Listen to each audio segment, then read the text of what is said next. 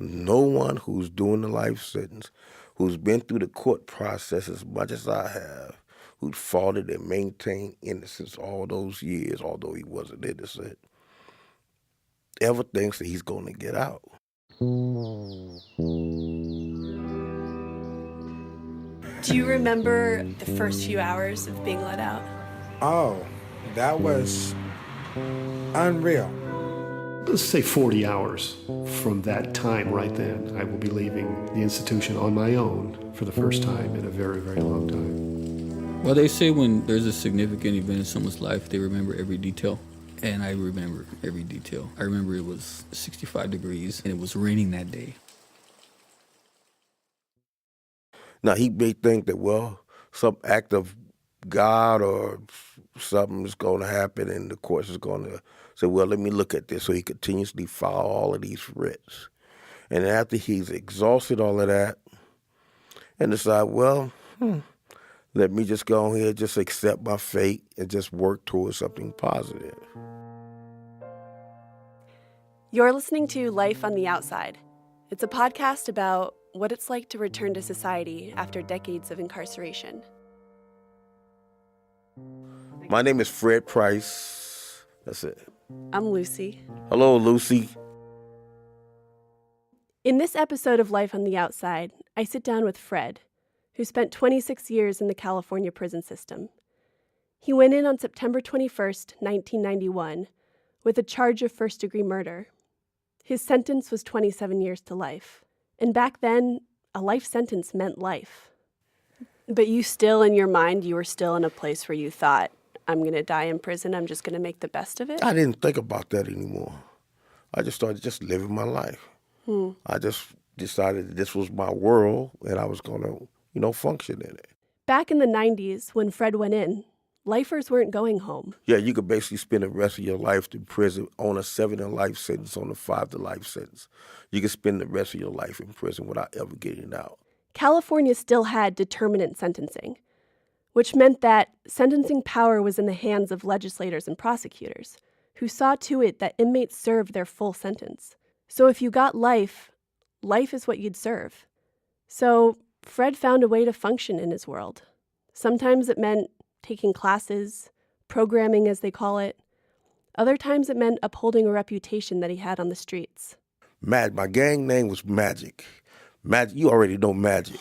I've heard that once before. Magic Man. So everybody said Magic Man, and they always know, people says, oh yeah, he had this reputation, he was this and that.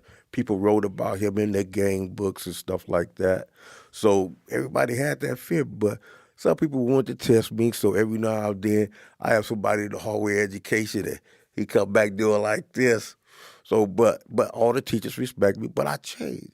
And then I had to start learning how to deal with situations without violence.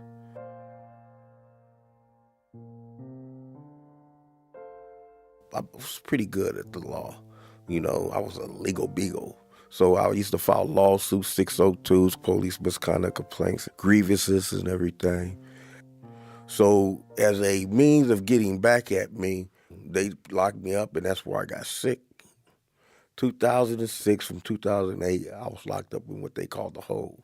Can you describe what the hole is? Isolation, 24-hour isolation in a one-man cell. You get out to go to the yard maybe 1 hour, 2 hours a day. And you spend all that time in a cell, isolated, completely away from everyone else. The hole is also referred to as the SHU, Secured Housing Unit. So I was there doing 2 shoes back to back. When I finished one shoe, had to start the other one immediately.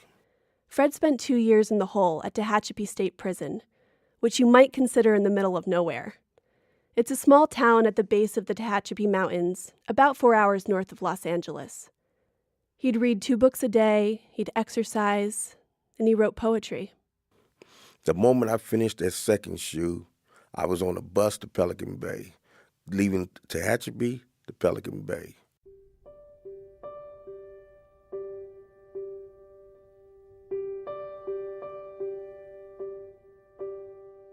Instead of my going straight to Pelican Bay, I had to do a layover at Tracy, DVI.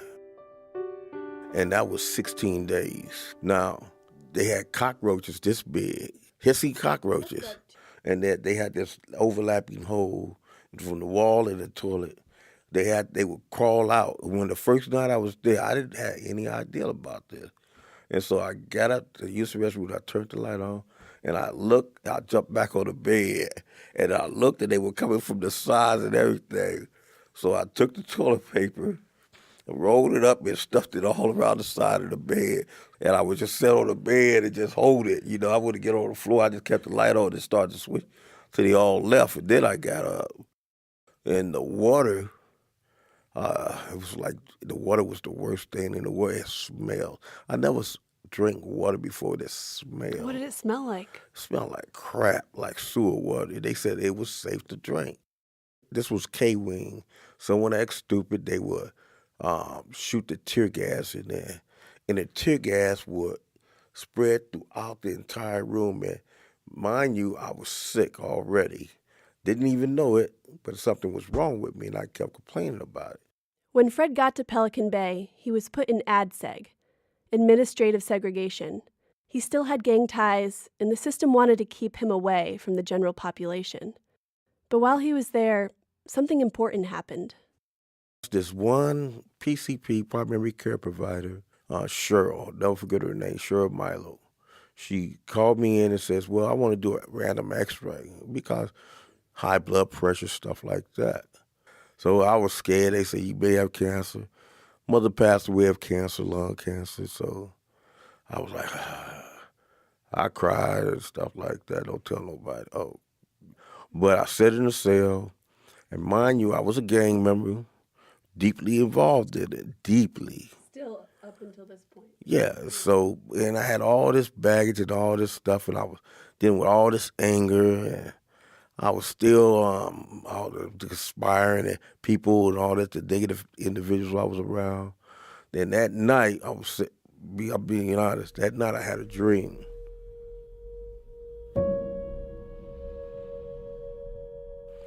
And I thought both my wrists were tied up with chains. And then I looked and I saw these long chains attached to these big old blocks of bricks. And I was trying to break loose of them because I felt I was locked up. And then something told me just let go. And when I looked down at my hand and I realized I was the one holding on to the chains weren't around my wrists. And I was holding on to them. And the moment I let go and started walking forward, that's when everything just changed.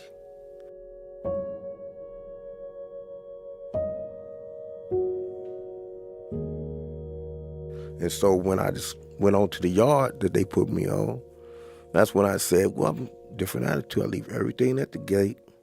I left all the gangs, all that negativity. I still carried a little anger with me. The changes completely didn't take until around about, I said about 2012, 2013.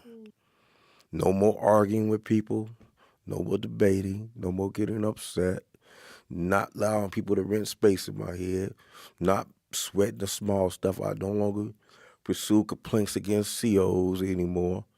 The COs started liking me. They pissed me off one time when they called me the programming price. And I said, well, you call it a program. I'm not no damn programmer, but they noticed a change in me. Fred stopped going by Magic Man. He dropped all of his gang ties. He walked a different walk. And then, in 2016, 25 years into his life sentence, he was up for his first parole board hearing. The day I went to the board, I knew that this was just a routine thing and that on your first parole hearing, you're not going to go anywhere. I was really nervous. And I looked out the window and you could see outside and I saw the trees blowing, the wind was blowing. And I thought, you know what? And I prayed. And I said, God, if it's your will for me to get out, allow me to accept it and let it happen. If it's your will for me not to get out, then help me to learn how to accept it. And a calm came over me. I was in the holding tank after that, waiting. Went into the board. We were talking, and the board members, I thought they were going to beat me with a baseball bat in there. But instead, they had a conversation with me. One of the things you have to do is you have to demonstrate why you were like this, your causative factors, your insights, your timeline, what in your life created that person throughout your life. I was able to explain that from day one of the day I was born. And I showed them how I got off track, what led me to get off track. And then I showed them what led me to get back on track. So I didn't have much time. The DA at my board hearing, he said, I commend you, Mr. Price, on how you changed your life around. But still, that doesn't explain all these years of being a devil. He said devil. He said I was pure evil.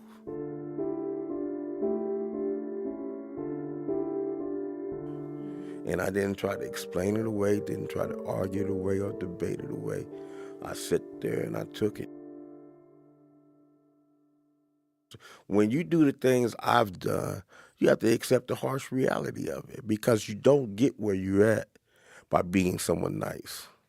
So you have to accept the fact that maybe you were like that. Do you feel comfortable talking about your crime, what you got a life sentence for? Well, I don't feel comfortable talking about it because it's not something you're proud of or you brag about. To take someone's life, that's the worst thing you could do. That is something you could never. I saw this one movie, this guy named Bobby. He was telling his TV son who had a gun on someone who was getting ready to kill this guy. And he told his son, he said, son, if you steal from someone, you can return it to him later, or you could compensate him for his property that you've taken. But when you kill someone, you can't give his life back. And when you take someone's life, you steal it not just from that person, but from his family, his friends, the people who he hasn't even met yet. You know, you steal that life from them. So I've stolen a life, not just from one person, but from a host of all the people that was connected to him or would have been connected to him.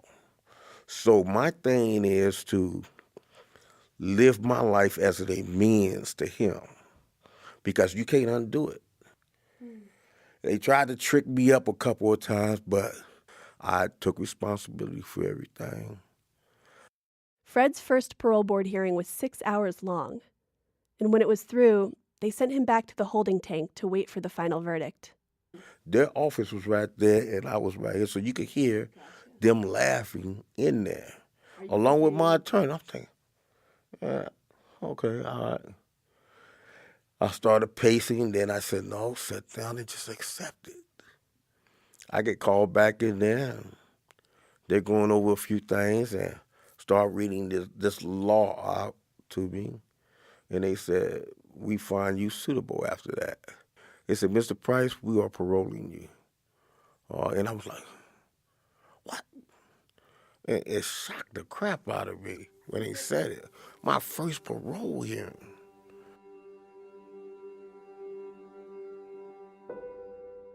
The day I was told I was going home, I didn't know it was going home that fast. I was still waiting for the governor's decision. But when they didn't tell me ahead of time. They don't give you any warning. They just came to my cell one day and says, Price, you going home.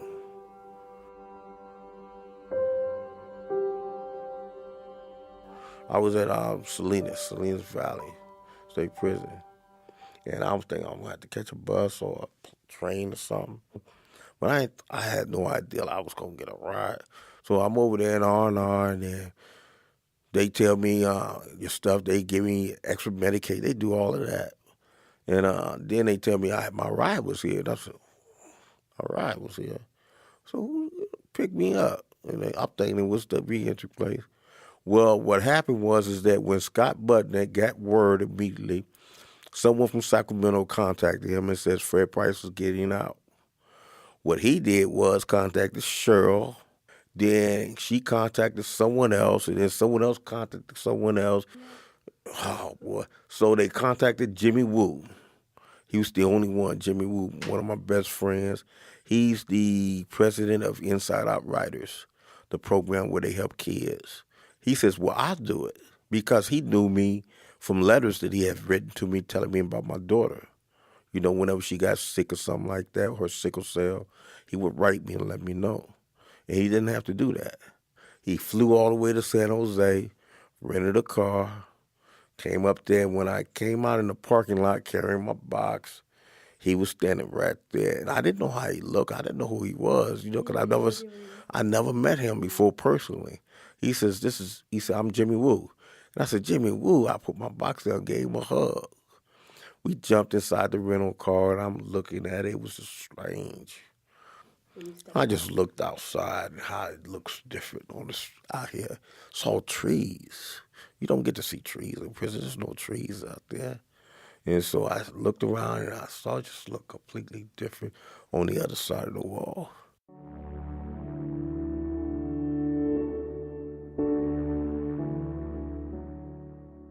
How long have you been out? Wow, since November the 23rd, 2016. 2016. It's almost 2 years. Almost 2 years. November will be 2 years. Wow. And so I feel good about it. People tell me I've accomplished more in those 2 years than people have who's been out all this time. You're doing big things. Which makes me feel good. Programmer Price. Yeah, that's what Programmer Price. That's make it seem like I was a snitch or something when they said that. I said, what? You can't be calling me that. I got a reputation to uphold.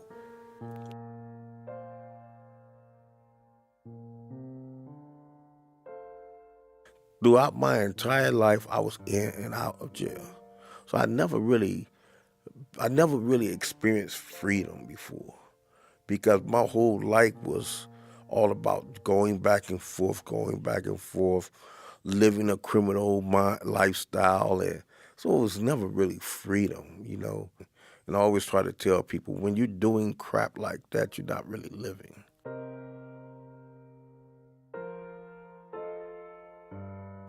I'm living now. Actually, I started living the day I got out. You might find me way in Venice Beach, Santa Monica, somewhere, the Marina or something like that. Hollywood, I go everywhere. I go all these different places now.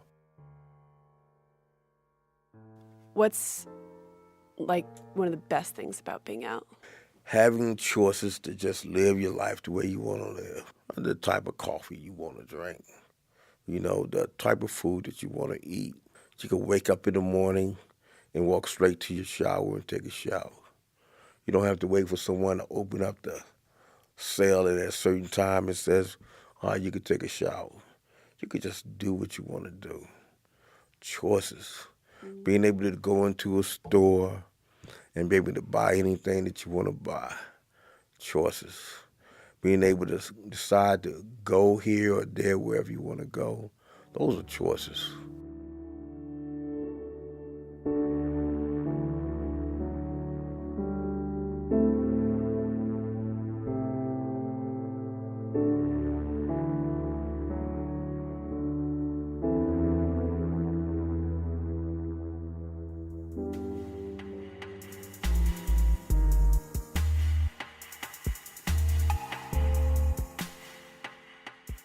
Today, Fred is a full-time employee at PrEP, Partnership for Reentry Program, which is an organization in South LA that helps people transition back into society after incarceration.